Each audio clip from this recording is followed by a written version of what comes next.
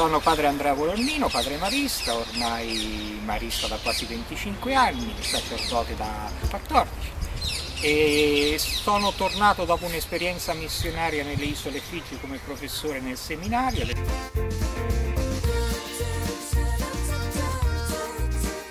Sì, allora, ho partecipato a questa riunione preparatoria della Chiesa italiana sul Sinodo.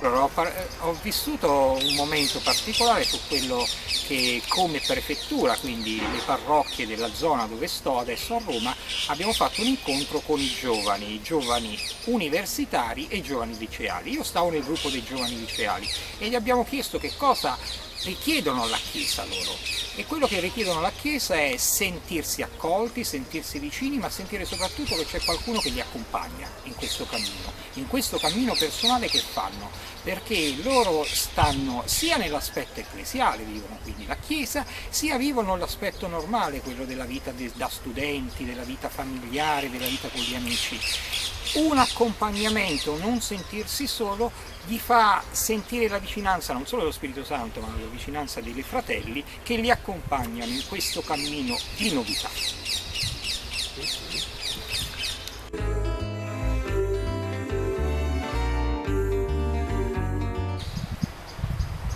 Riprendo un passo del Papa che parla di tre nascite. La prima nascita è la nascita naturale, come donna o come uomo, in un mondo capace di accogliere e sostenere la vita. Questo è il primo momento di nascita, tutti noi nasciamo.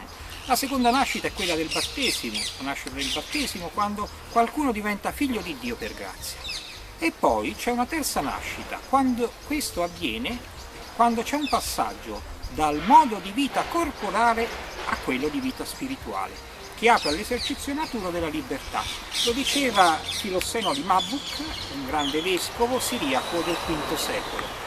Questo ci dice che il passaggio essenziale per i giovani è un passaggio non soltanto nella fede battesimale, ma la fede in cui lo Spirito Santo li spinge a diventare fratelli gli uni degli altri e compagni di viaggio di chiunque incontrano nella vita.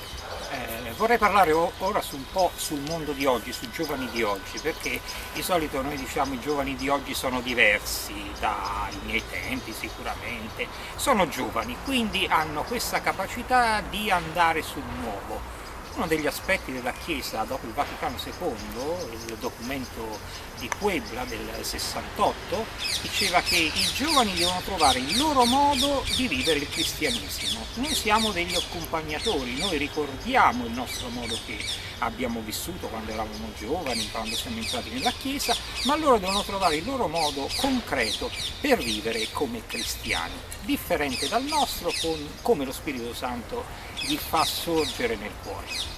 Come riconoscere i nostri sentimenti? Questo è forse quello che i giovani hanno più bisogno oggi, perché si trovano con tanti differenti sentimenti, perché la varietà dei sentimenti è la varietà della vita. Oggi noi li incalaniamo in alcuni sentimenti che provano che sono troppo felici o eccitati o sono depressi, però c'è una variazione di sfumature di sentimenti che i giovani devono essere aiutati a riconoscere e noi possiamo stare lì con la nostra testimonianza a riconoscerli, perché devono saper gustare Dio. Il nostro fondatore diceva questo: i giovani devono gustare veramente il Signore, dopo che l'hanno gustato in qualsiasi momento della vita ritorneranno a gustarlo.